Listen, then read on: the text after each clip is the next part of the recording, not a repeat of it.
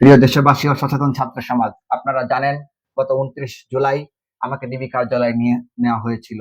সেখানে গত 28 জুলাই ভোরে গুম হওয়া আরিফ সোহেলের সাথে আমার সাক্ষাৎ হয়েছিল।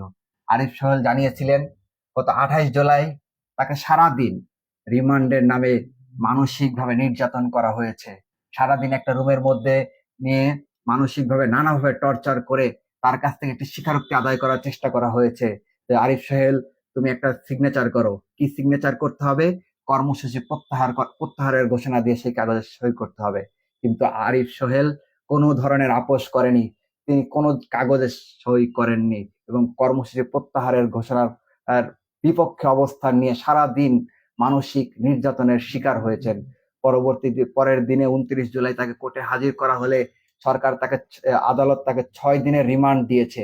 6 দিনের রিমান্ডে জানি না তার উপর কি অমানসিক নির্যাতন চালানো হচ্ছে।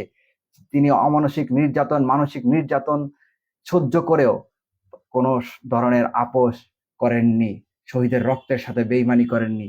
আমি দেশবাসী ও সচেতন ছাত্র সমাজ আপনাদের প্রতি আহ্বান জানাবো, আপনারাও এই জাতির দুর্দিনে কোনো ধরনের আপোষ করবেন না।